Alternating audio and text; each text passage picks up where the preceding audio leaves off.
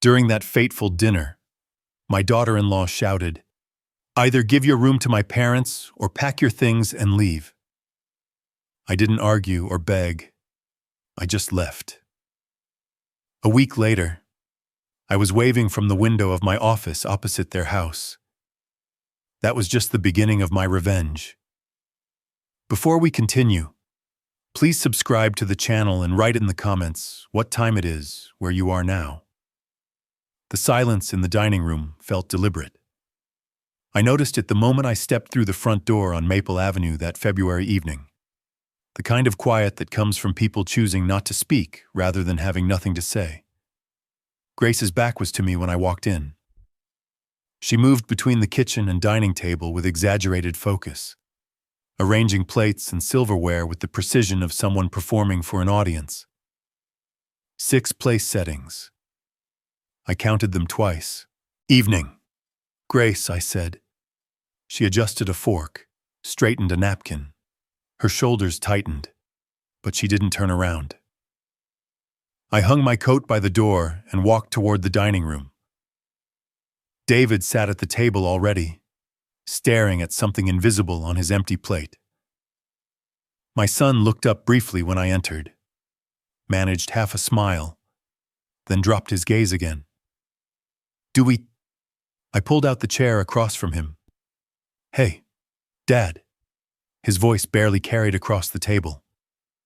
Grace swept past me carrying a serving bowl close enough that I could smell her perfume, but far enough to make the distance intentional. She set the bowl down with more force than necessary. "Shh. Dinner's almost ready," she announced to the room. Not to me, to the room. I'd lived in this house for 4 years in the small bedroom off the first-floor hallway. 4 years of navigating Grace's moods, of learning when to speak, and when silence served better. Tonight felt different. The air carried weight. The doorbell rang. Grace's face transformed. The tight line of her mouth curved into a bright smile as she rushed to answer it. I heard voices in the entryway.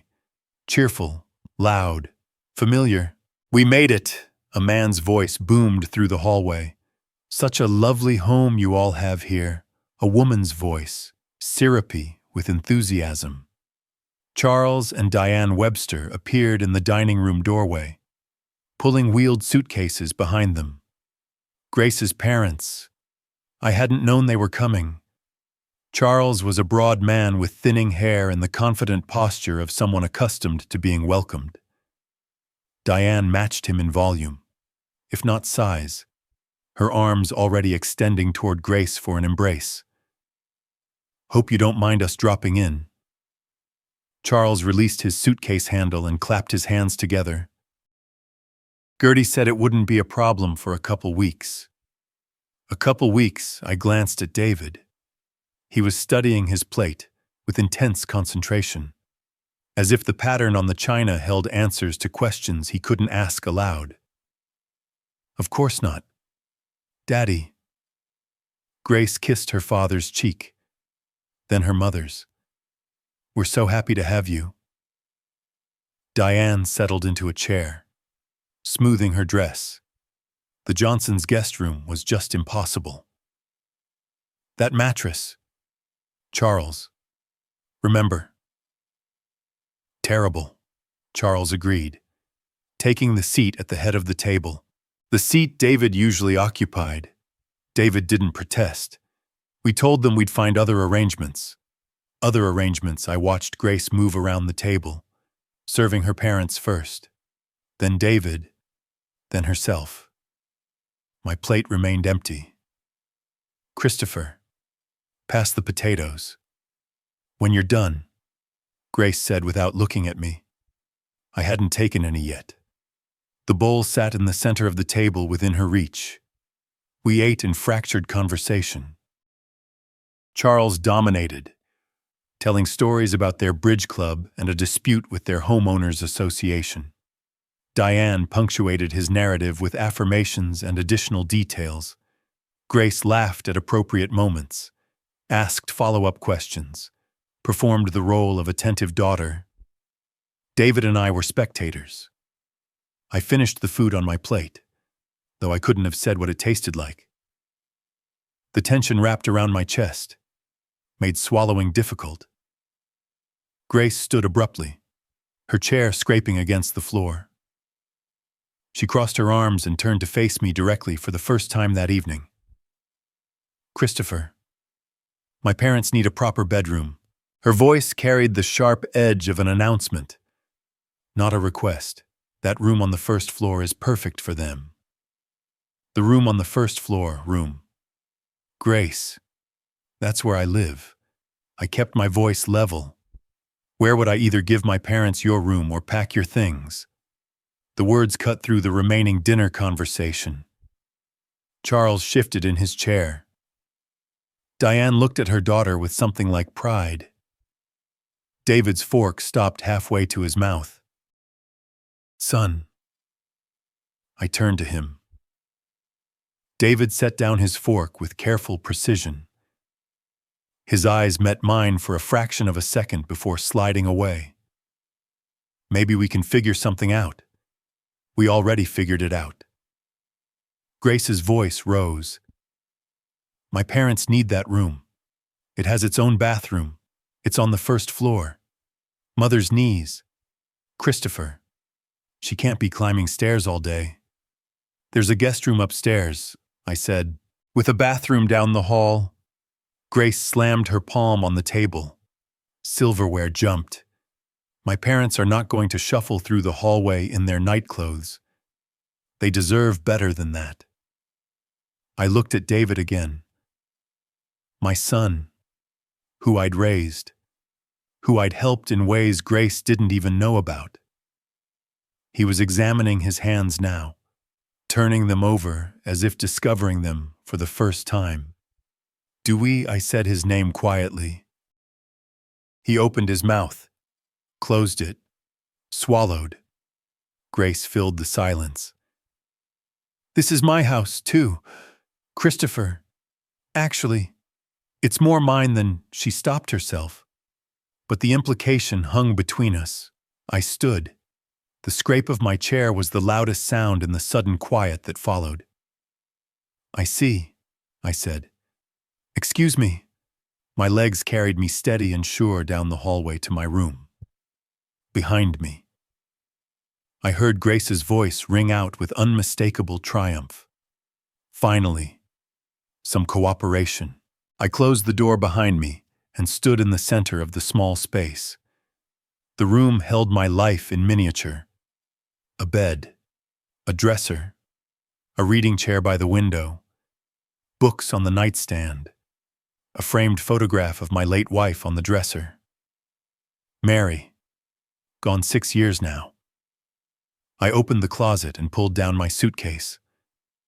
The leather was worn soft from years of business travel back when I'd worked as a financial consultant, back when I'd had my own home, my own space, my own life. I laid the suitcase on the bed and began to pack. Not frantically, not with anger or hurt clouding my movements. Each item I folded with precise care. Shirts, pants, socks rolled into neat pairs. I organized my toiletries into a small bag, wrapped my razor in a cloth, secured the caps on bottles of cologne and medication. Through the door, I could hear them. The Websters' voices carried down the hallway, cheerful and oblivious. "This room will be perfect." "Charles." Diane's voice came through clearly. "Much better than that awful guest room at the Hendersons." "Gertie always takes care of us," Charles replied. I paused, a sweater in my hands. Something cold and clear settled in my chest. Not anger. Anger burned hot and fast, consumed itself in flames. This was different. This was ice forming over deep water. Solid, unbreakable. Something useful. I continued packing. The suitcase clicked shut.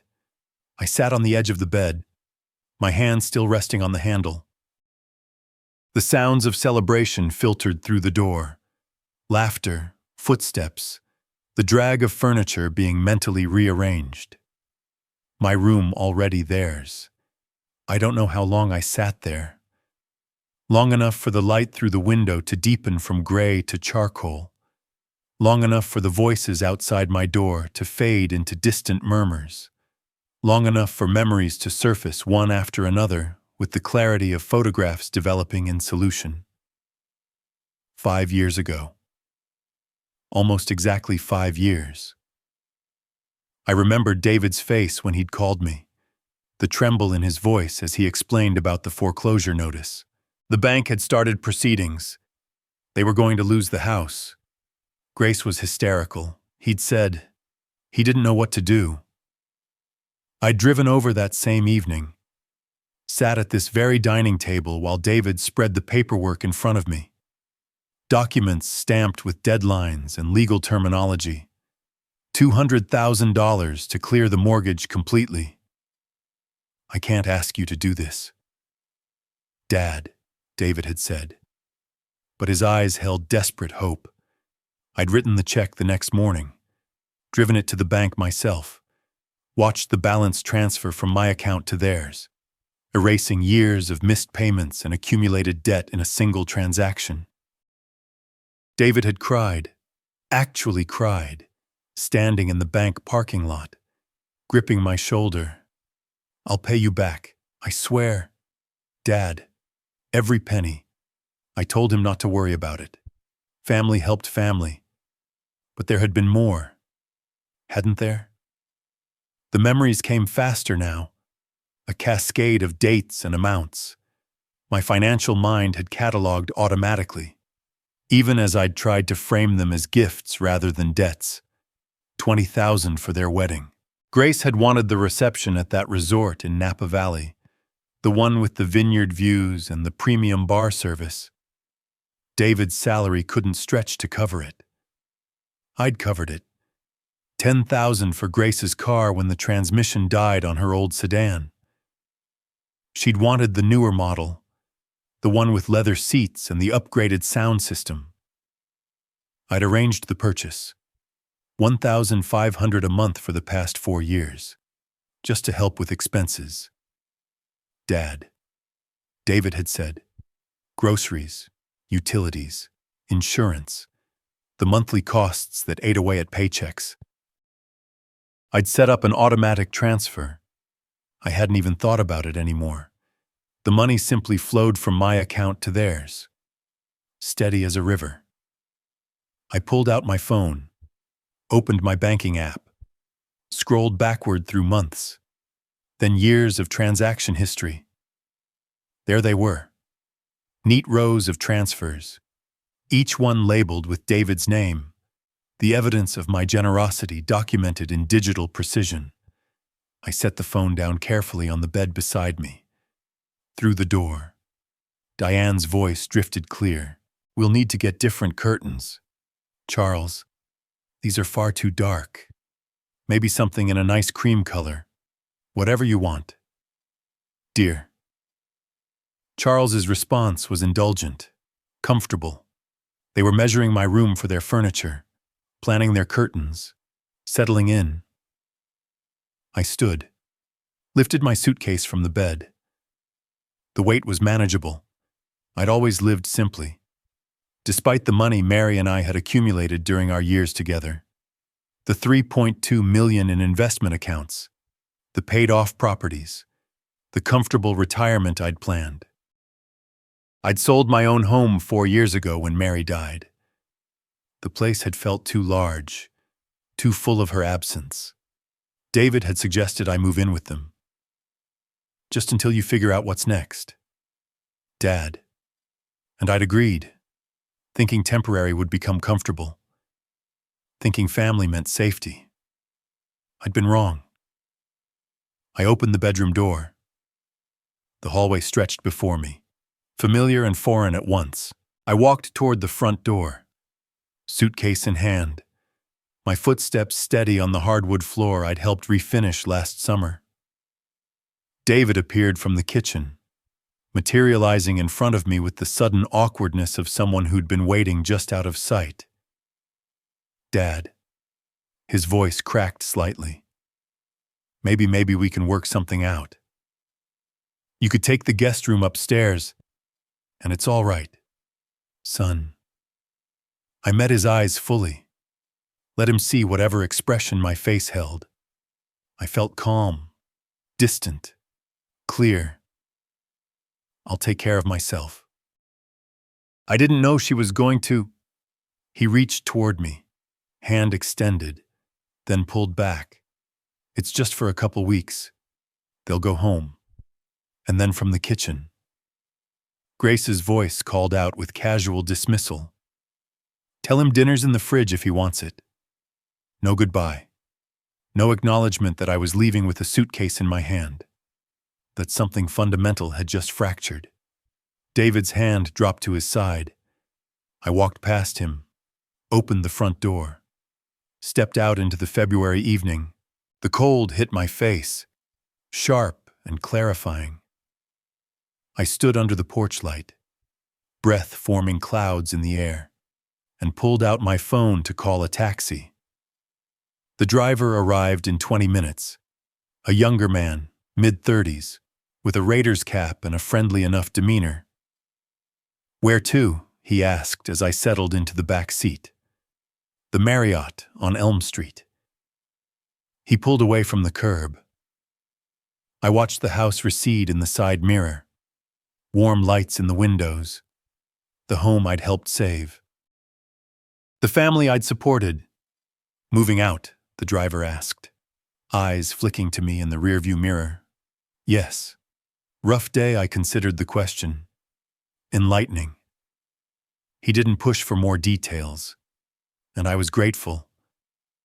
We drove in silence through streets I knew well, past the park where I'd pushed David on swings 35 years ago, past the corner store where Mary and I used to buy Sunday papers. The Marriott lobby was generic in its comfort. Neutral carpet, bland artwork, the kind of space designed to be inoffensive. I checked in quickly, took the key card from the clerk, who didn't ask questions, and rode the elevator to the 3rd floor. The room was clean and impersonal. Standard hotel setup, a bed with a green comforter, a desk, a television mounted on the wall, a bathroom with miniature toiletries. I set my suitcase on the luggage rack and sat on the edge of the bed. The mirror across from me reflected my image, a 65-year-old man in slacks and a button-down shirt, still composed, still upright. I looked the same as I had this morning, but something had shifted beneath the surface. I thought about David's face as I'd walked past him, the guilt there. Yes, but also the relief that I'd made it easy for him, that I'd left quietly, that he hadn't been forced to actually take a stand against his wife. I thought about Grace's triumphant voice. Finally, some cooperation, as if my compliance was the natural order of things, as if I was an inconvenience to be managed rather than the man who'd saved their home, funded their wedding, supported their lifestyle for years. I thought about the Websters, already discussing curtains in my room, already comfortable in the space I'd occupied for 4 years. The hotel's air conditioning hummed, a steady white noise. I lay back on the bed, still fully dressed, hands folded on my chest. The ceiling was textured with those small bumps hotels seemed to favor. I studied them in the dim light from the bedside lamp. I gave them everything. I thought, the house, the wedding, the car, the monthly checks, and tonight they gave me clarity. It was time to act. My phone showed 11:50 p.m. Somewhere across town, the Websters were settling into my former room, and David was lying beside Grace, probably staring at the ceiling much as I was, but where his thoughts circled with guilt and avoidance. Mine had sharpened into focus. For the first time in 4 years, I felt free. The next morning, I ordered coffee from the lobby and spread my documents across the hotel desk. The room was quiet, except for the hum of the air conditioning and the occasional sound of footsteps in the hallway. I'd brought more than just clothing when I'd packed. Habit from 45 years as a financial consultant had taught me to keep my critical records organized and accessible. I spent that week doing what I do best: analyzing assets, calculating risk, planning strategy. My leather-bound notebook lay open beside my laptop. The same notebook I'd maintained since 1980.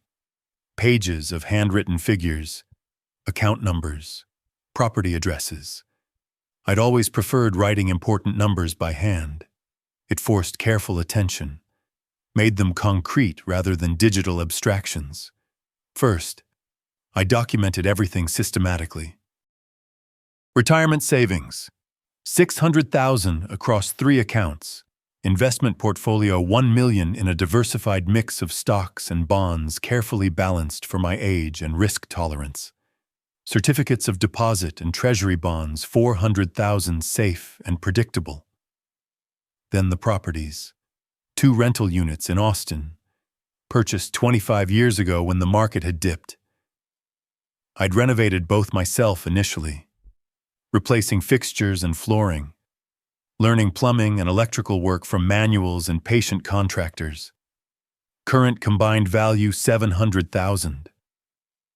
They generated $4,000 monthly, almost without effort on my part. Good tenants, stable income, liquid cash, and checking and savings, $550,000. I wrote the total at the bottom of the page, circled it twice, $3.2 million. My pension added $5,000 monthly, combined with rental income. I cleared $9,000 every month without touching principal. I sat back, pen still in hand, and studied the figures. 45 years of careful investing, 45 years of building security. Mary and I had been prudent, strategic. We'd retired comfortably, traveled modestly, lived well without extravagance, and David had assumed I was just another old man living on Social Security, grateful for a room in his house. My phone buzzed. David's name appeared on the screen. I watched it vibrate against the wooden desk, let it go to voicemail. A minute later, the notification appeared. I played it on speaker while I continued working. Dad. His voice wavered. Look. Grace was stressed about her parents. Maybe we overreacted. Call me back. I deleted it without responding. 4 days into my stay, I drove to Austin. The route was familiar. 40 minutes through Dallas traffic, past strip malls and residential neighborhoods into the area where my properties stood on adjacent lots. The first tenant, Marcus, was washing his car in the driveway when I arrived. He straightened when he saw me, smiled with genuine warmth.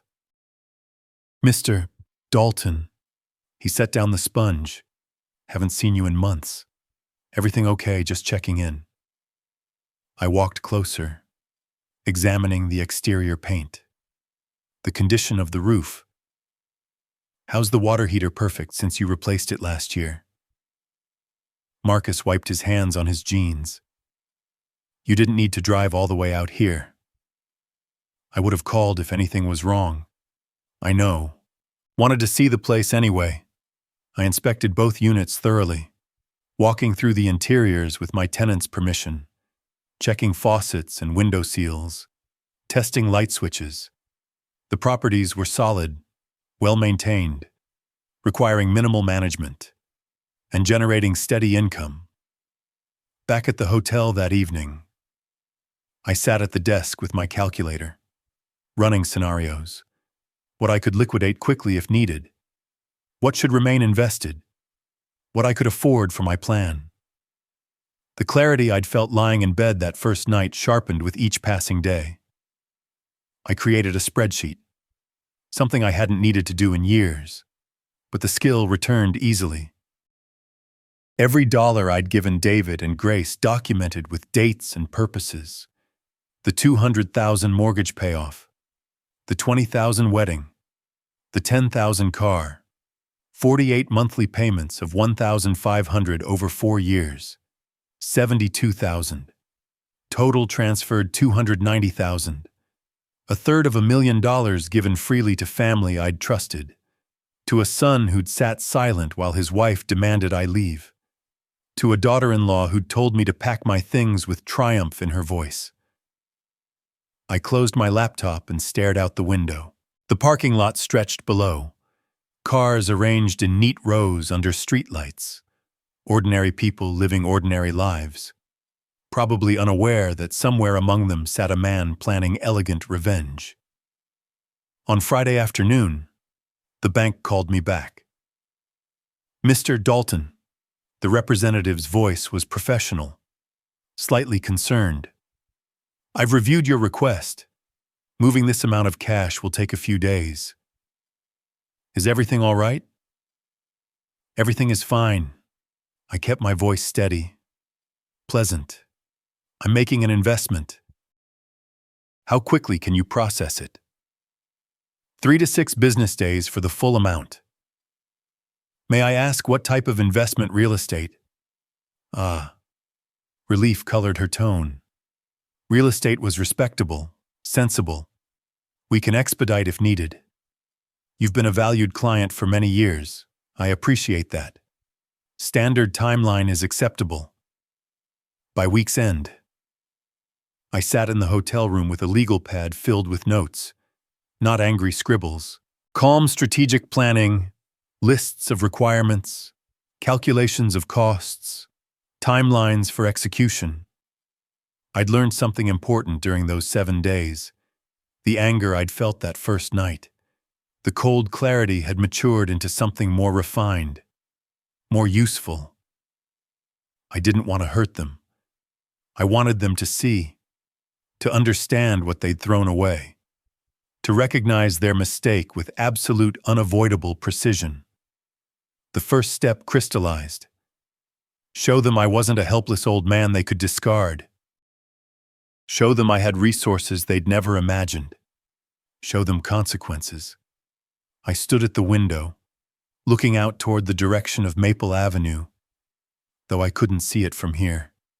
Somewhere across the city, in the house I'd saved from foreclosure, Grace's parents were sleeping in my former room.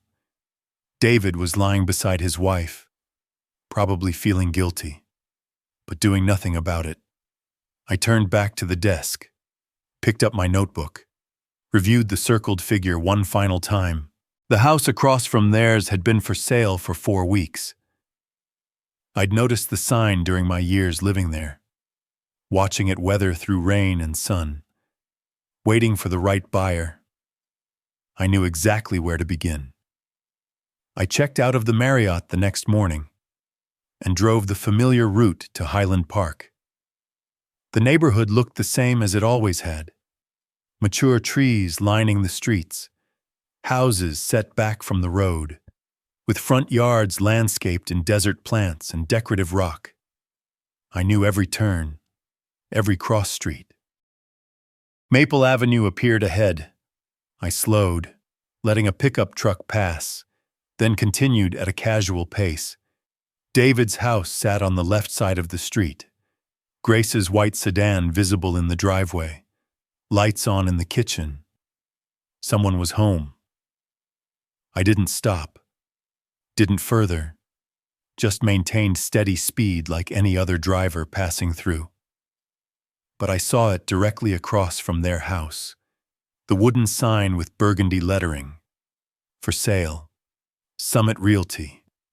I'd noticed that sign before in passing during the years I'd lived here. Never paid it particular attention. Now it seemed to glow with possibility.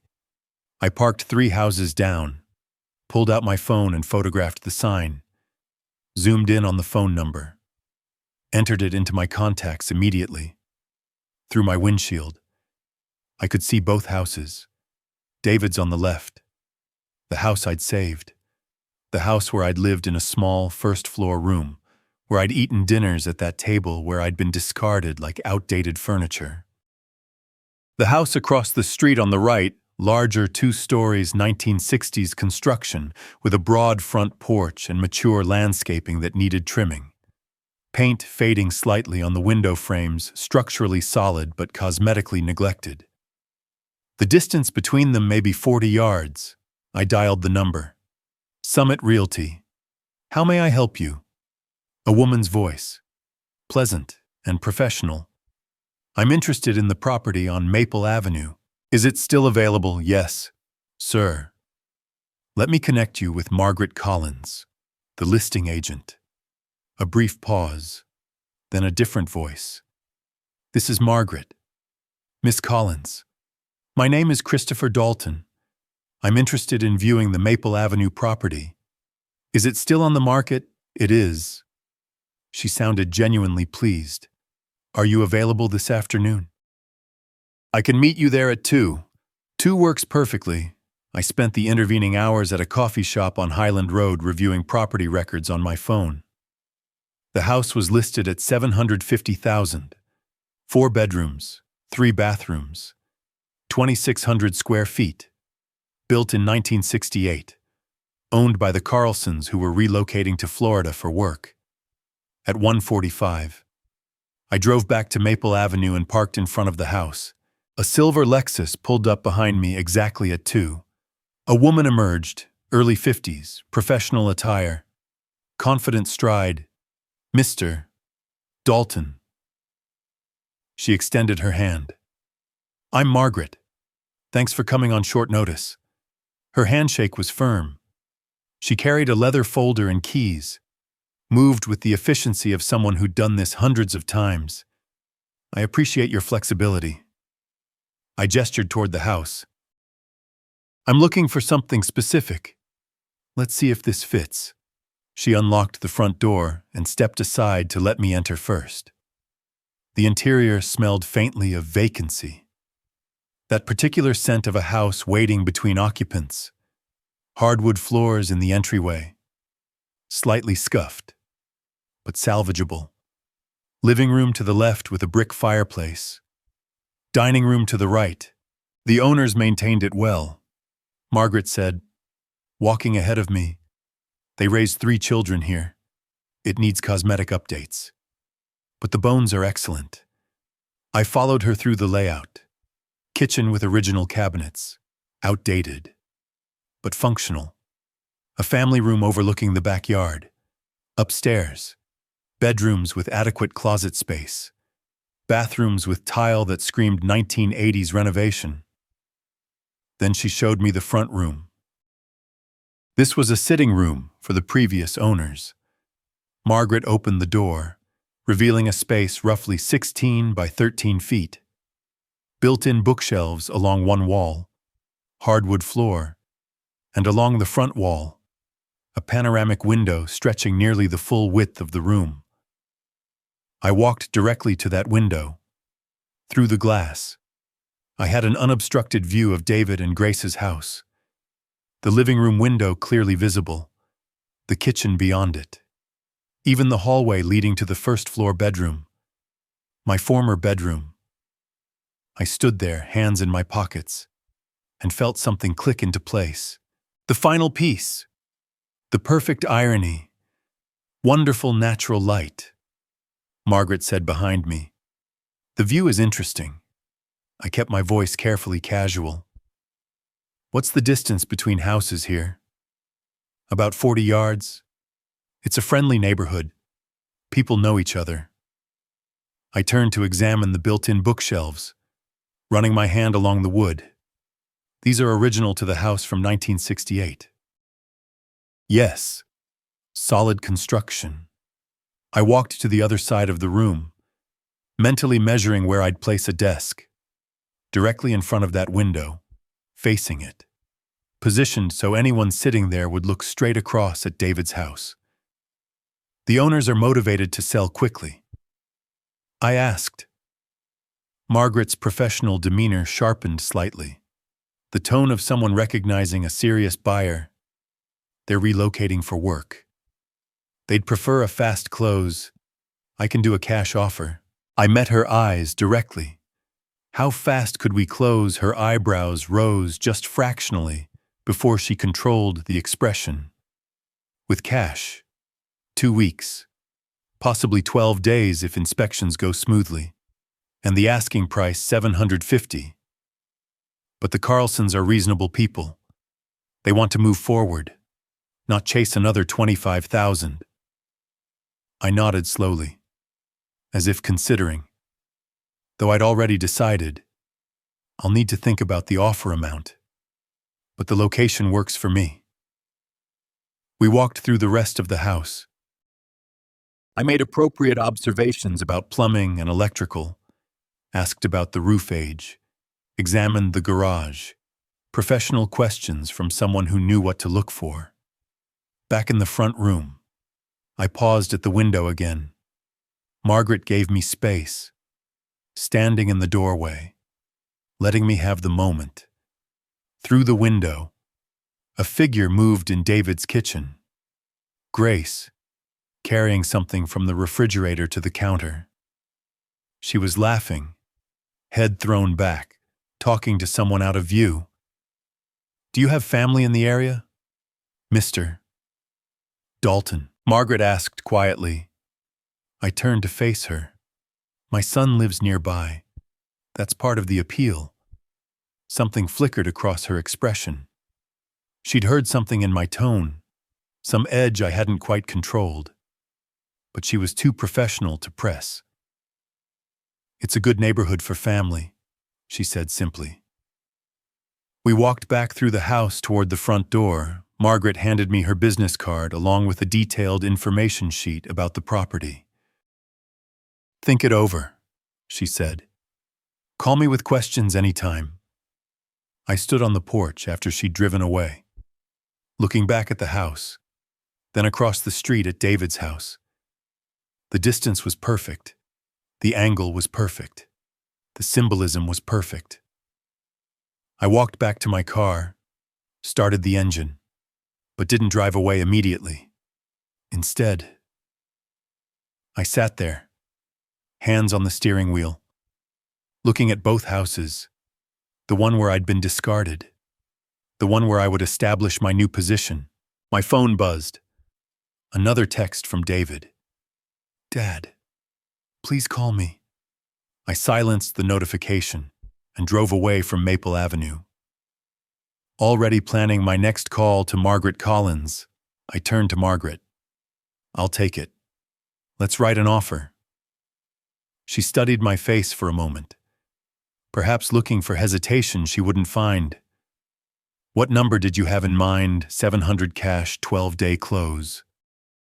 Her eyebrows rose. "That's 50,000 below asking. And it's cash with minimal contingencies. The Carlsons want to move forward. So do I." We met at her office the next morning. The space was professional. Glass desk, abstract art on cream walls, the faint scent of vanilla from a diffuser. Margaret spread the purchase agreement across the desk, walking me through each section with practice efficiency. I signed where she indicated, my hand steady on the pen. When I wrote the check for earnest money, 60,000, Margaret watched without comment. But I saw her register the ease of it. No hesitation, no phone call to verify funds. Just a number written in my careful script. "I'll submit this immediately," she said. "Given their timeline, I expect to hear back quickly." She called 4 hours later. I was reviewing investment statements in my hotel room when my phone rang. "Mr. Dalton." Her voice carried genuine excitement. They accepted. Full price, 12-day close. I've rarely seen sellers this motivated. Excellent. I set down my pen. Send me the paperwork. I'll have my bank ready. I'll email everything within the hour. The process moved faster than even Margaret expected.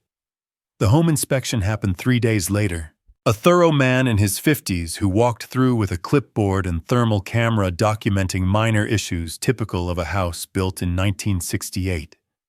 "Foundation solid," he said. making notes in the kitchen, some cosmetic issues, typical wear. You planning to flip this? No, I'm planning to stay. I followed him to the front room. How's the window integrity in that office? He examined the panoramic window, running his hand along the frame. These windows, they're the newest thing in the house, replaced maybe 6 years ago. Double pane, energy efficient, excellent condition. I nodded, satisfied. The view would remain unobstructed. While escrow processed, I hired a renovation crew. The foreman met me at the property on a Wednesday afternoon. A stocky man named Carlos, with 25 years of experience and a reputation for quality work delivered quickly. You want all this done in 6 days. He reviewed my list. Fresh paint throughout, floors refinished, updated light fixtures, new bathroom hardware. I'm paying premium rates for speed. Can you do it? Carlos calculated in his head, lips moving slightly. We'll need 2 crews. It'll cost extra. That's fine. The office room is priority. I led him to the front room, gestured toward the window. Charcoal gray walls here. Professional, not residential. I want built-in bookshelves refinished, and I need furniture. Oak desk, leather chair, proper lighting. You want it to look like an executive office, exactly that. He quoted $32,000 for the complete job. I agreed without negotiating. For the next week, I visited the house daily, watched the crews transform dated interiors into clean, modern spaces, neutral tones in the bedrooms and living areas, hardwood floors stripped and restained to a rich honey color. But the office received special attention. The charcoal walls created depth, made the panoramic window the room's focal point. The refinished bookshelves gleamed with fresh polyurethane. The oak desk arrived on day 5. Solid construction, traditional design, large enough to work comfortably. Carlos's crew positioned it where I directed, 4 feet from the window. I said, angle it slightly left. Perfect. April 2nd arrived with clear skies and mild temperatures. Margaret met me at her office for the final signing. More documents, more signatures, keys exchanged across the desk. Congratulations, Mr. Dalton. She handed me the keys, 2 brass copies on a plain ring. Welcome to the neighborhood again. I accepted them with a slight smile. Thank you, Margaret. You've been very professional. She hesitated, then asked, if you don't mind my asking, why this house specifically? The location. I met her eyes directly. And the view. Understanding flickered across her face. Though she didn't press further, we shook hands, and I drove directly to Maple Avenue. The house felt different with possession. Mine now, every room, every window, every carefully planned sightline. I walked through slowly, running my hand along walls, testing light switches, confirming the work had been completed to my specifications. In the office, I stood at the window, across the street. David's house looked exactly as it always had. Grace's car sat in the driveway, curtains open in the living room, my former bedroom visible on the ground floor. The Webster's room now, 40 yards. Close enough to see clearly, close enough to be seen. Moving in took 90 minutes. I'd lived modestly for 4 years. Everything I owned fit in my car. A suitcase of clothes, a box of books, my laptop, and files. The furniture delivery brought the rest. The leather chair for the office, a bed frame and mattress, kitchen essentials. I positioned everything myself, particular about placement. The desk sat exactly where I wanted it, angled for optimal view. The chair, buttery leather, ergonomically designed, faced the window. My laptop on the desk's left side, files and legal pads on the right. I sat down, testing the setup. Perfect. Through the window, I had unobstructed visibility into David's living room, kitchen, and the hallway beyond. I pulled out my phone and composed a text to David. Moved into a new house. If you need me, I'm close by. Sent. The message showed delivered immediately. Then, 40 seconds later, read. I waited. No response came. I set the phone down and opened my laptop. The afternoon light slanted through the window, warming the oak desk. Across the street, I could see movement in their kitchen. Someone passing through, though I couldn't make out who. I opened a manila folder, began reviewing documents I'd organized during my hotel stay, financial records, property deeds, loan documentation, a timeline I'd constructed of every dollar transferred to David and Grace over the years. Phase 1 complete. The house was purchased, the position established, the stage set. Now they would see. I looked up from my documents, glanced across the street again. The kitchen light had turned on. Evening approaching. Someone was preparing dinner. Life continuing normally in the house I'd saved among the family who'd discarded me. I returned to my files, pen in hand, making notes in the margins. Strategic planning, methodical and precise. The work I'd spent 45 years perfecting, now applied to a different kind of investment, one with a very specific return. The next morning, I made coffee in my new kitchen and carried the cup to my office. Sunrise filled the room with pale gold light. I sat at the desk, opened my laptop, and began working through emails. Across the street, the house remained dark. Early still. Not yet 7:45. I reviewed investment portfolios, replied to a former colleague about consulting work, organized files on my desktop. At 8:30, lights came on in their living room. I continued working, attention on my screen, but peripherally aware of movement across the street. Someone approaching their window, a figure in a bathrobe, carrying something. Grace, coffee cup raised halfway to her lips. She froze. I watched her recognize me, saw the exact moment comprehension struck. The coffee cup stopped moving. Her body went rigid, shoulders pulling back. She stared directly at me through both windows across 40 yards of morning air. I put down my pen, made deliberate eye contact, raised my hand in a slow, measured wave. Friendly, calm, absolutely in control. Grace jerked backward. Coffee sloshed from her cup. I could see the dark liquid arc through the air, splatter across her robe and floor. Her mouth opened. She turned from the window, disappeared from view. Seconds later, David appeared, still in pajamas, hair disheveled. Grace pulled him to the window, pointing across the street.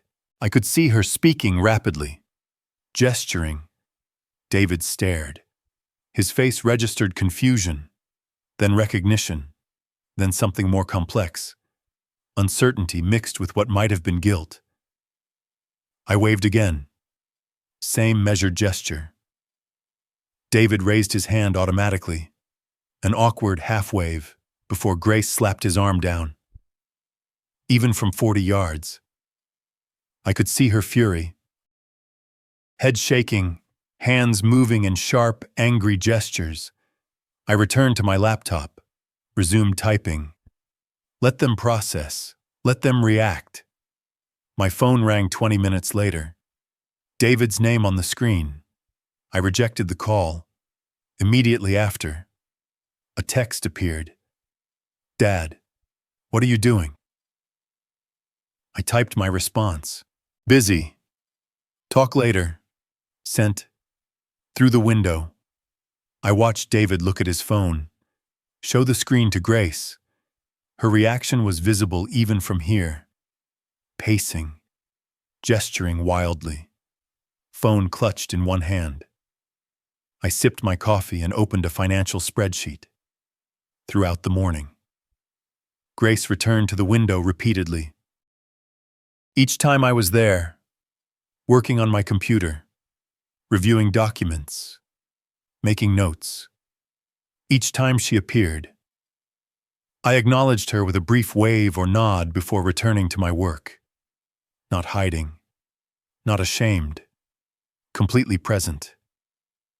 Around 11, the Websters joined them at the window. Charles's bulky frame, Diane beside him, all four of them staring across the street at me, a family conference visible through glass.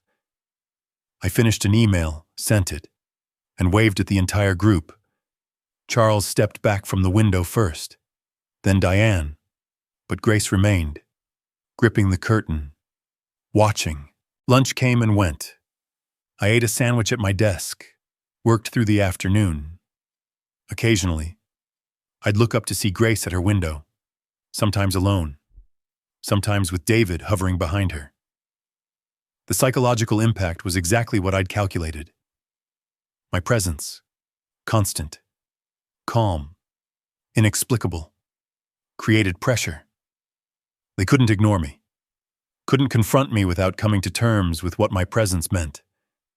I was no longer the dispossessed father, living in their small first-floor room, grateful for space in their house. I was a man with resources, with property, with position, and I was watching. Evening approached. I turned on my office light as shadows lengthened. Across the street, their windows glowed warm. I could see them moving through rooms, Grace in the kitchen, David passing through the hallway. The Websters settled in the living room. My phone remained silent. No calls, no texts. After that morning exchange, I pulled up a document I'd prepared, a detailed accounting of every financial transaction between myself and David. Dates, amounts, purposes, $290,000, itemized with the precision of an audit. Through the window, I saw Grace return to her station. She stood there backlit by their interior lights, staring across the street at me.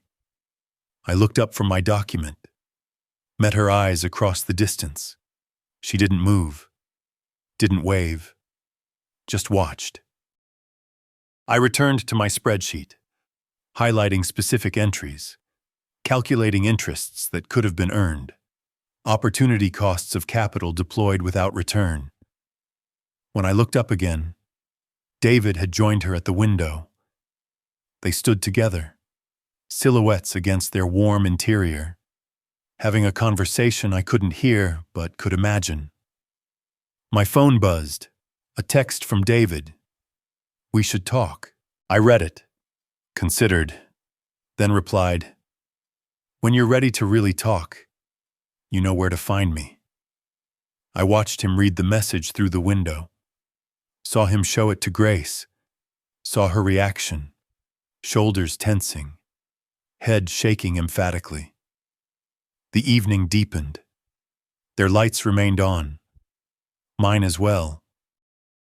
I organized files, prepared documents, laid groundwork for conversations that would come, because they would come. Curiosity and confusion would drive them eventually, but I would set the terms. I would control the timing. Around 10, I stood and stretched, walked to the window, placed my hand on the frame, looked directly across at their house. Grace was there again, watching. Our eyes met through the darkness in the distance. I wondered what she was thinking, what theories she was constructing about my motivations, my plans, my purpose in positioning myself so deliberately across from their home. Let them wonder. Let them worry. I returned to my desk, opened another folder. Tomorrow, I would begin the next phase. Tonight, I would let my presence settle into their consciousness, an unavoidable reality, a question mark they couldn't erase. The house was quiet around me. My house, my position, my strategy unfolding exactly as planned. Through the window, I could see her silhouette in their window. She was watching me and I was watching her. I pulled out my legal pad, began writing notes for tomorrow.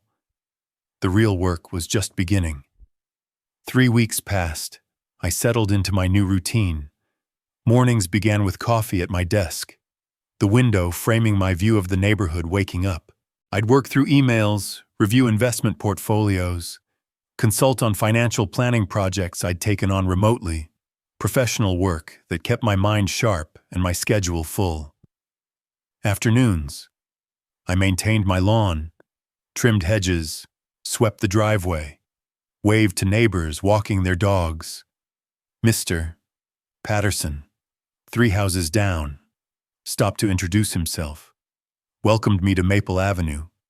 I thanked him, mentioned I had family nearby, kept the conversation brief and pleasant. I became ordinary, just another resident. Nothing threatening about a 65-year-old man tending his roses. Across the street, I watched their patterns. Grace leaving for work each morning at 8, David departing 20 minutes later. The Websters shuffling around inside, visible through windows, making themselves comfortable in a home that wasn't theirs. On a Wednesday afternoon, I saw the mail carrier cross to their house, watched David answer the door, signed for a certified letter.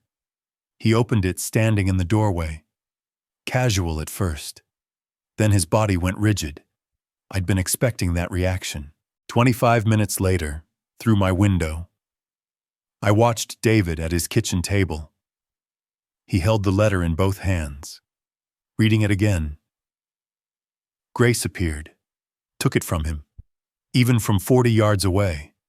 I could see her expression shift, confusion, then fury. Robert Chen had done excellent work. The letter was precise, professional, devastating. A formal demand for repayment of $200,000 documented as a loan with supporting evidence from my personal banking records, where I'd noted the payment as loan to son to be repaid. Texas law recognizes oral loan agreements when backed by documentary evidence. I'd kept meticulous records. Emails where David had mentioned paying you back eventually. My own contemporaneous notes about the transaction. Bank memos I'd written to myself for tax purposes. Weak evidence, perhaps, but enough to file a legitimate lawsuit. And more importantly, enough to create expensive problems. They consulted an attorney the next day. I learned this later. From David. 400 per hour to hear that Christopher Dalton had grounds for a claim. Not strong grounds, their lawyer explained, but enough to require a defense.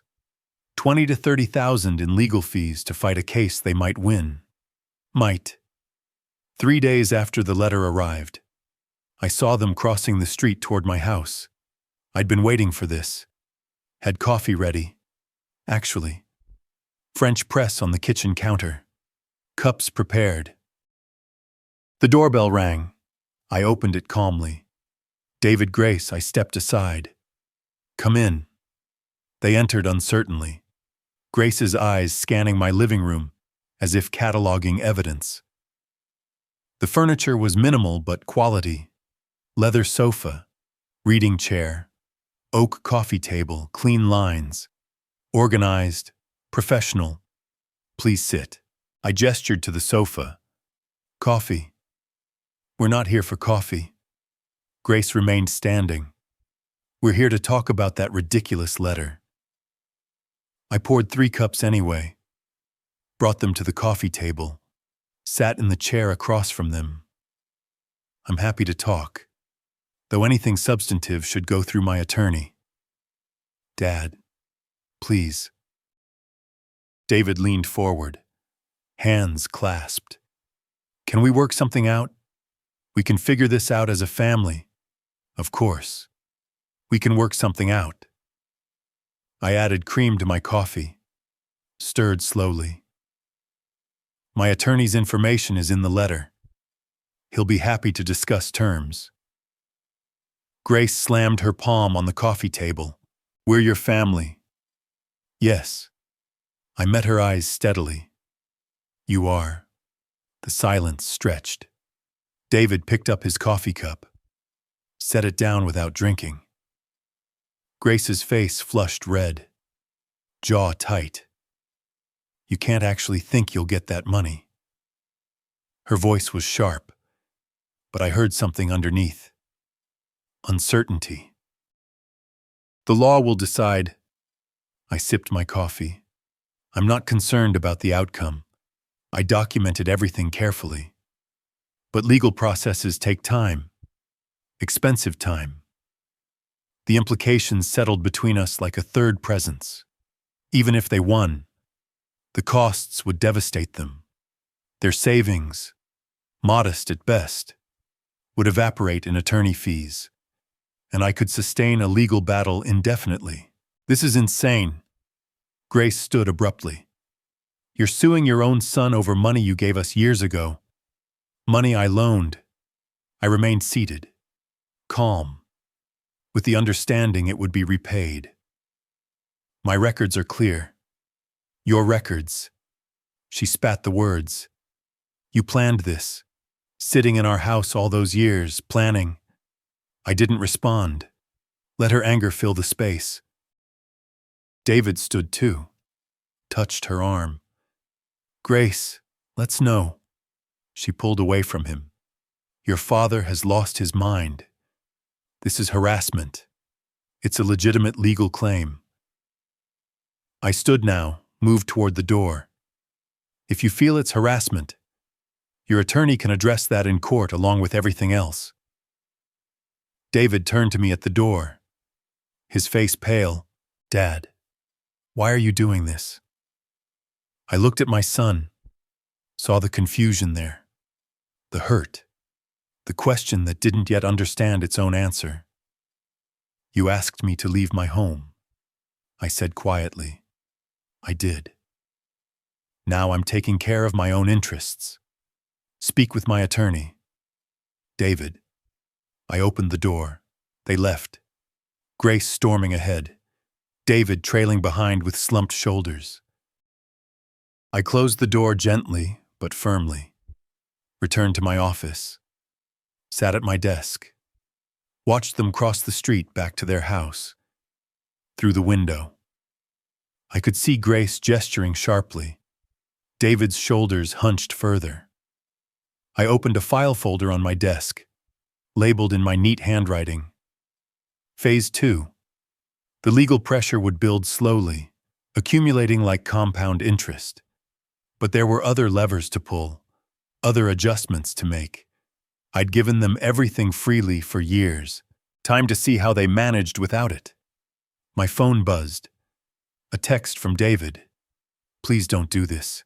I read it twice. Set the phone face down on my desk. Through the window.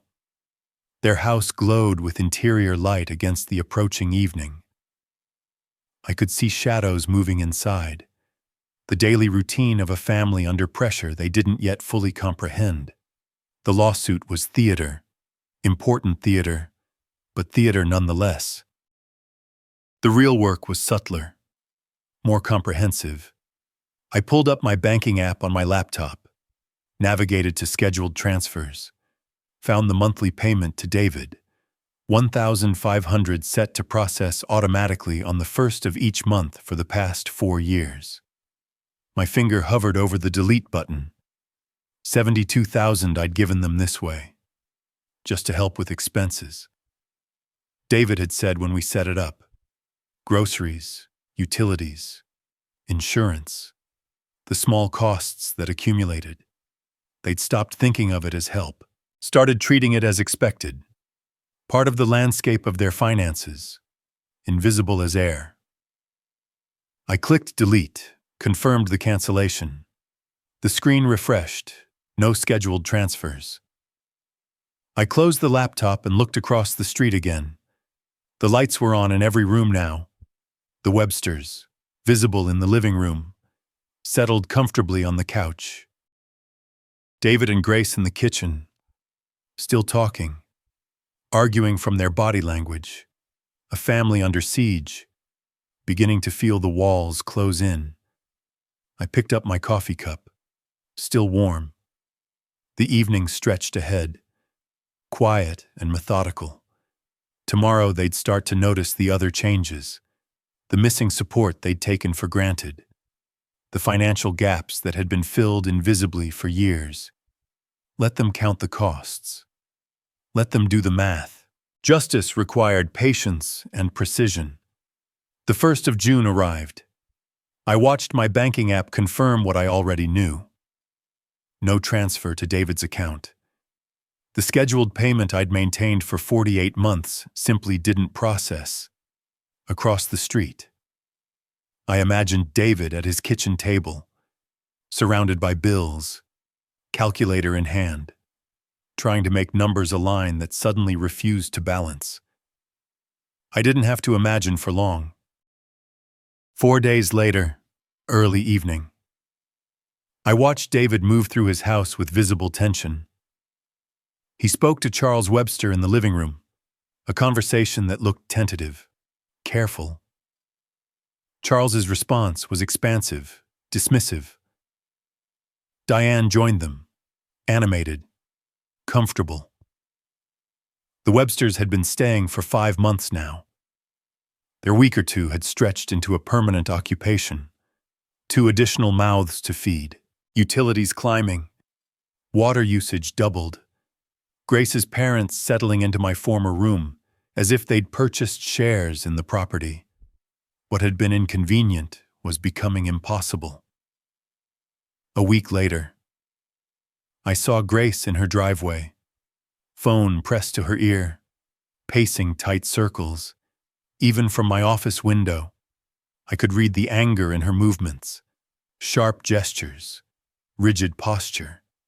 She ended the call abruptly, stood for a moment, staring at her phone, then hurled it against the garage door. I learned later, much later, what had happened. A declined credit card at a restaurant. Grace had been meeting a colleague for lunch, reached for her wallet to pay, and watched the cashier run her card twice before apologizing quietly. The limit reached. The public humiliation. She'd called David in tears that became rage. "Your father has cut us off," she'd screamed. "Did you know he was sending money every month? Now he stopped." The bills that had always been manageable suddenly weren't. 1,500 monthly, a number that seemed modest in isolation, created a gap they felt immediately. Groceries bought on credit, gas purchases deferred, small luxuries eliminated, and looming over everything, the legal fees. The consultation had cost $1,200. A retainer would require $20,000, money they didn't have, money I'd effectively removed from their equation. On a Friday evening in late June, I saw David crossing the street toward my house. I'd expected this eventually, had coffee ready, same French press, same careful preparation. The doorbell rang. "David." I opened the door. "Come in." He looked exhausted, circles under his eyes, shirt wrinkled, the weight of multiple pressures visible in his posture. I led him to the living room, gestured to the sofa, poured coffee into the cups I'd set out. He accepted his with both hands, like he needed the warmth. "Dad, we're struggling." His voice was quiet, strained. "The legal thing, the bills. Can we work something out? Maybe I can pay you back over time." I sat across from him, my own cup warming my palms. "David, I'm 65 years old. I have perhaps 25 good years left, if I'm fortunate. I know. But I spent 45 years building security, saving, investing, planning for retirement for Mary and me, then just for me after she passed. I set my cup down carefully. I can't give it away anymore. But we're family. The desperation in his voice was raw, unfiltered. Yes, and families should treat each other with respect. I met his eyes directly. When I needed a place to live, your wife gave me an ultimatum. Pack my things or give up my room. Do you remember? He looked away. I remember you said nothing, did nothing, watched me pack and leave. I'm sorry. His voice cracked slightly. I should have stood up to her. I know that now. Yes, you should have. I leaned back in my chair. Now I'm doing what I should have done years ago. Taking care of myself. Protecting what I built. Making sure I'm secure for whatever time I have left. Please. He set down his coffee. Leaned forward with hands clasped. There has to be something we can do. Some way to fix this. Talk to my attorney about a repayment plan. Robert Chen has my complete authority to negotiate terms. I kept my voice level. Not unkind, but absolutely firm. I can't help you beyond that. You mean you won't? I mean, I can't. I stood, moved to the window, looked across at his house, at the life I'd funded, the security I'd provided, the family that had discarded me. I gave you everything freely. David, the house payment when you were about to lose it. Your wedding, Grace's car, monthly money for years. I never asked for anything back. Never demanded gratitude. I turned to face him. I only asked for respect, for a place in my son's home, and when that became inconvenient, I was disposable. He stood too, hands hanging at his sides. It wasn't like that. It was exactly like that. We stood in my living room, 12 feet apart. The distance between us more than physical. Your wife's parents have been living in your house for 5 months, I said. In the room that was mine. Do you charge them rent? Ask them to contribute to groceries.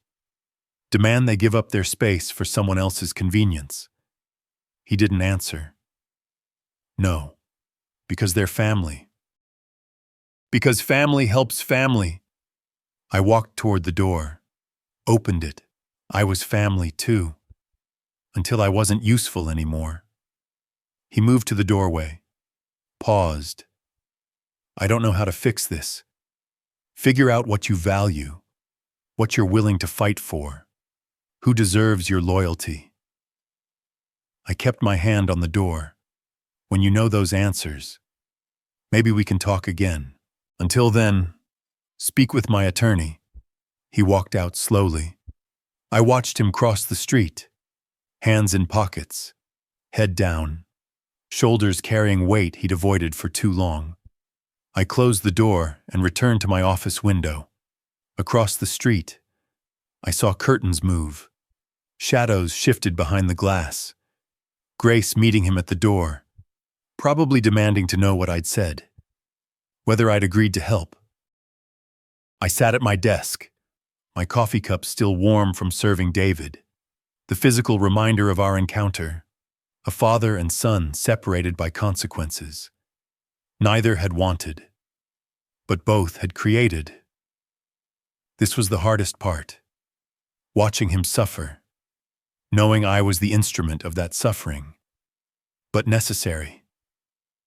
They had to understand consequences, had to feel the weight of their choices, had to recognize that actions create reactions, that disrespect carries costs, that people, even family, have limits. I opened my laptop, reviewed the file labeled Phase 2, notes on next steps, calculations of pressure points, timeline for continued strategy. Through the window, their house lights blazed against the darkening evening. I could see movement inside, figures passing through rooms, the choreography of a family in crisis. 5 months ago, I'd sat in that house at their dinner table, been given an ultimatum, packed my belongings, and left with quiet dignity. Now I sat in my own house, in a room designed to watch them, executing a plan built on patience and precision, and the recognition that justice sometimes requires inflicting pain. I took a sip of coffee, lukewarm now, but still drinkable. Tomorrow the pressure would continue. The bills would still come. The legal threat would still loom. The Websters would still occupy space and consume resources. And I would still be here, watching, waiting, ensuring they felt every ounce of what they'd done. Sad justice. That's what this was. Not triumph, not victory. Just the necessary correction of an imbalance that had gone unchallenged too long. August brought heat and pressure. I watched both build across the street. The first visible crack appeared on a Friday morning. I sat at my desk working through emails when I saw David at his kitchen table visible through both our windows. He stared at his computer screen for a long moment, then reached for his phone, typed something, set it down, picked it up again. His body language told the story before I knew the details. Shoulders hunched, hand running through his hair repeatedly. The posture of someone making a decision that hurt. I learned later he'd canceled their vacation.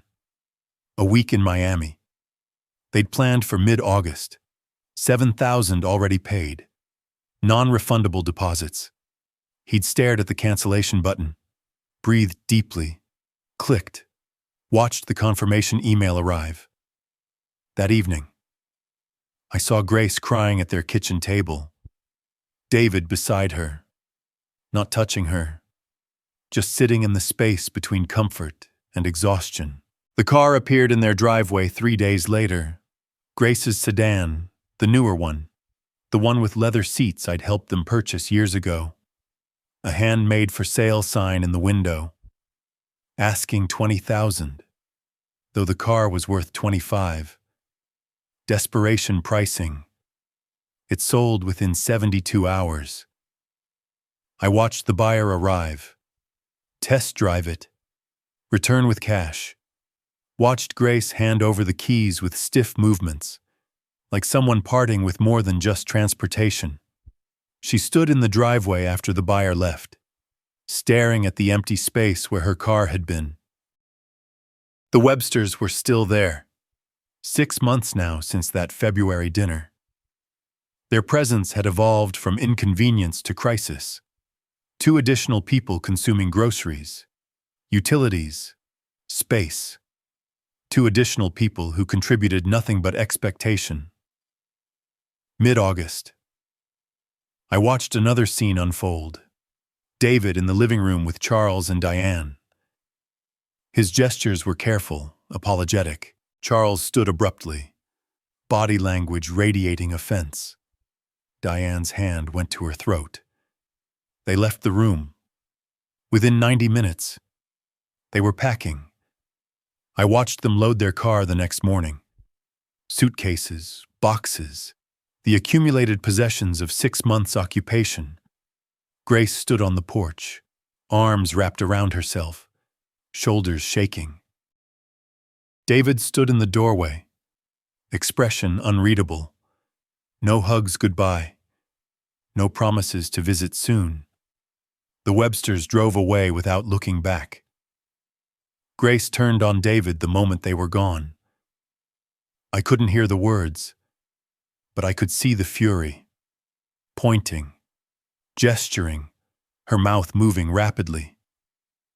David stood there taking it until something shifted. His posture straightened. His hands came up, palms out. Not defensive, but firm. They fought properly then. Voices rising loud enough to carry through windows, through walls, across 40 yards to where I sat watching. A lamp fell. I saw the shadow through the curtain. A door slammed. Then silence. Hours passed. Lights came on as evening arrived. I saw them in separate rooms. David in the kitchen, Grace upstairs, the physical distance between them visible even from my window. The next afternoon, I watched David leave his house and cross the street toward mine. His walk was slow, deliberate. He'd lost weight. I noticed. His clothes hung looser, the strain visible in every movement. I opened the door before he knocked. "Dad."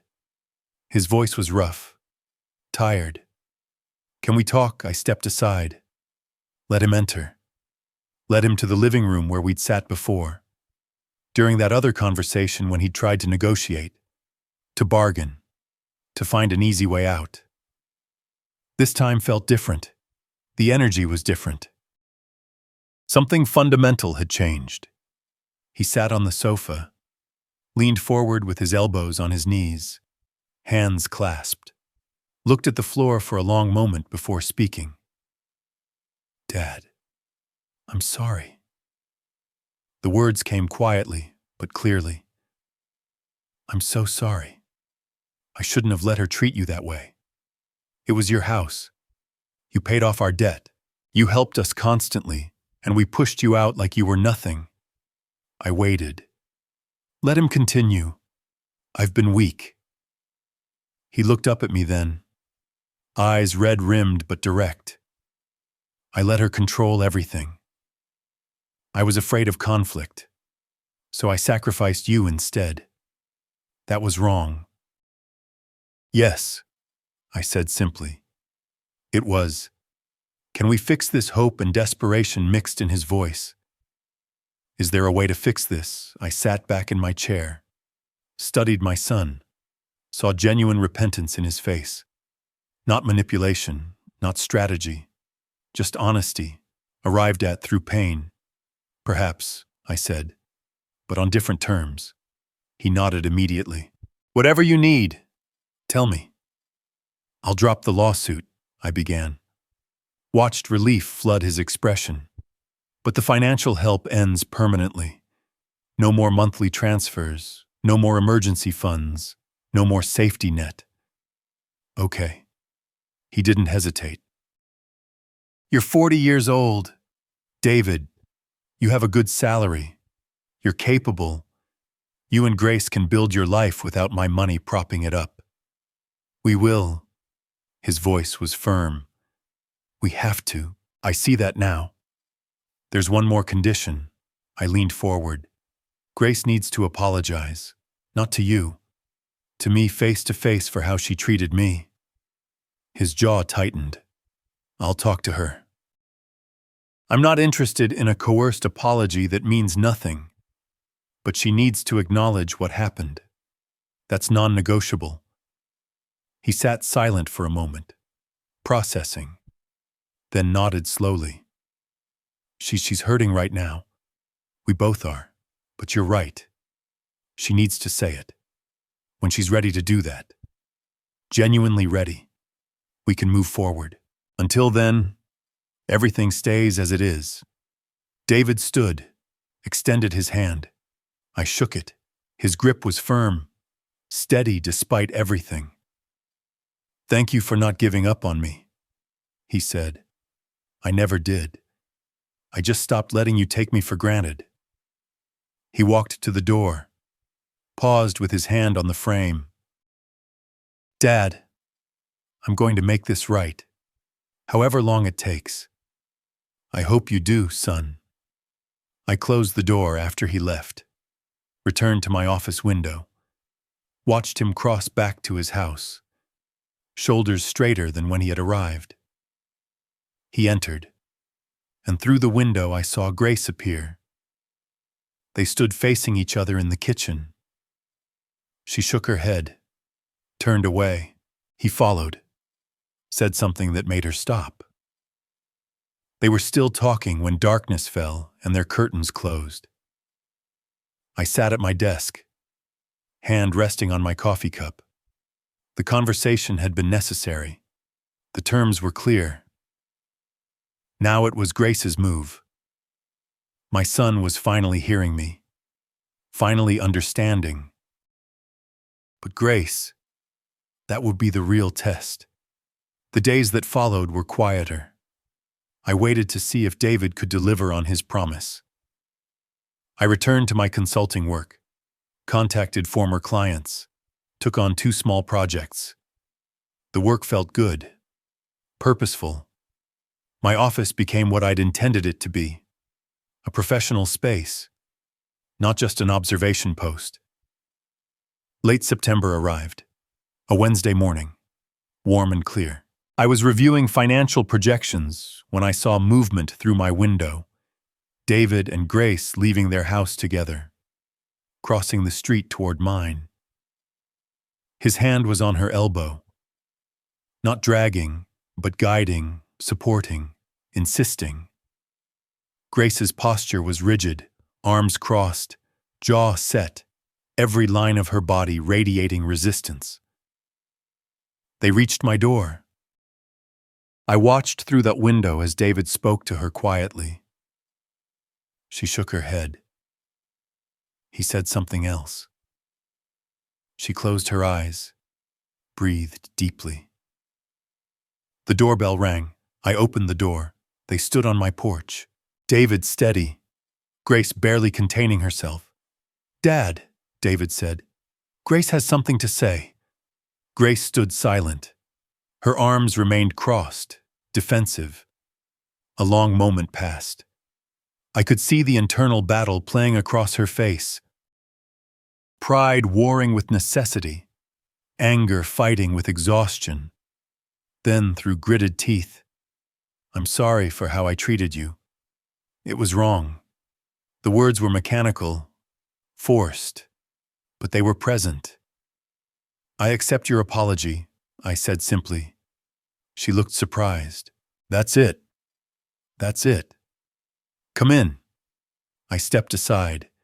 They entered Grace looking around my house as if seeing it for the first time. The clean lines, the organized space, the evidence of a man who'd built something substantial without their knowledge or help.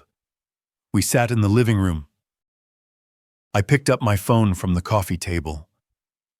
"I'm calling my attorney now to drop the lawsuit. You'll receive confirmation within a day." David exhaled slowly. "Thank you, Dad." I dialed Robert Chen, put the call on speaker. "Robert Christopher Dalton. I need you to file dismissal papers for the David Dalton matter today.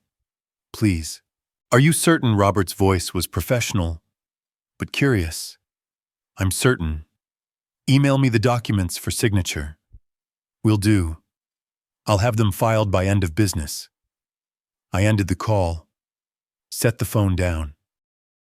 "It's done, Dad," David began. "But understand," I continued, my voice firm. "Things are different now. I won't be providing financial help. Not now. Not in the future." Grace's mouth opened. "We never asked for Grace." David's hand on her arm, gentle but insistent. "Don't." She stopped, closed her mouth. After a pause, quieter. "We understand." "Good." I stood, signaling the conversation's end. "You're both capable people. You can build your own life, a real life based on what you actually earn, not what you can extract from others." David stood too. "Can we visit sometime in the future?" I considered, "perhaps in time. Let's see how things develop." We walked to the door. David paused there, emotion crossing his face. "Dad, I'm glad you taught me this. Even though it hurt. Some lessons have to hurt to matter." They left. I watched them cross back to their house, walking closer together than when they'd arrived. Not holding hands, but side by side. A small thing, but meaningful. I returned to my desk, opened my laptop, pulled up my email, and began typing. "Robert, I've been thinking about returning to part-time consulting. Nothing demanding, just a few select clients. I have an excellent office space now. and I find I miss the work. Are you still in touch with the Peterson account, Best Christopher? I sent the message and sat back in my chair. Through the window, their house looked peaceful. Evening approaching, lights coming on one by one. A week passed. I settled into new routines. Consulting projects kept me engaged. Morning coffee at my desk became about work, not surveillance. I looked up occasionally, saw their house across the street, then returned to my calculations and projections. That evening, a Wednesday, late September, I sat at my desk as the sun set over Dallas. The sky turned amber and rose, painting the neighborhood in warm light. Through my window, I could see David and Grace at their kitchen table, talking, no shouting, no dramatic gestures, just conversation between two people figuring out how to build something real. They looked smaller without my money propping them up, more vulnerable, more human, but they were still there, still together, still trying. I'd given them a $500,000 over the years, given it freely without demanding recognition or respect.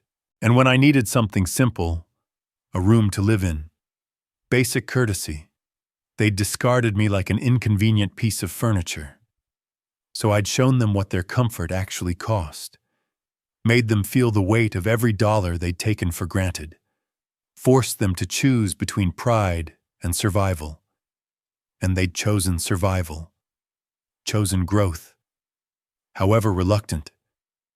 Grace's apology hadn't been heartfelt, but it had been spoken, acknowledged. That mattered more than warmth. Recognition mattered more than reconciliation.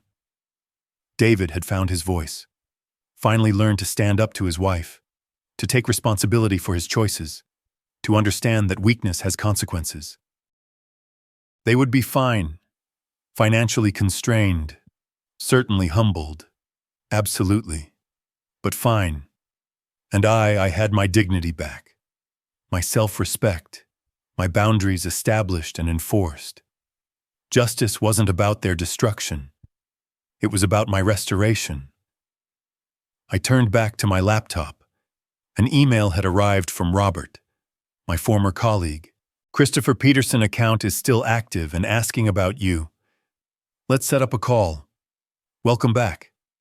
I smiled, typed a response confirming a meeting for next week. The Dallas sky deepened to purple, then navy, across the street. Their lights glowed warm against the evening. Inside my office, my own light reflected off the window, creating a double image, my desk, my space, my future layered over their house. I raised my coffee cup to my lips. The liquid was still warm, still good. Tomorrow, I'd start the Peterson project. Next week, I'd call another former client. The work would grow gradually at my own pace, on my own terms. I'd spent 7 months teaching a lesson about respect and boundaries, about the difference between kindness and weakness, about consequences. The lesson was learned. The account was settled. I was 65 years old. I had perhaps 25 good years remaining, and I would spend them with dignity intact, boundaries established, and the quiet satisfaction of knowing I'd stood up for myself when it mattered most. I set down my coffee cup and returned to my work. Outside, the neighborhood settled into evening routines. Inside, I was exactly where I needed to be. Home independent, restored. If you like this story, please like this video, subscribe to the channel, and share your impressions of this story in the comments. To listen to the next story, click on the box on the left. Thank you for watching.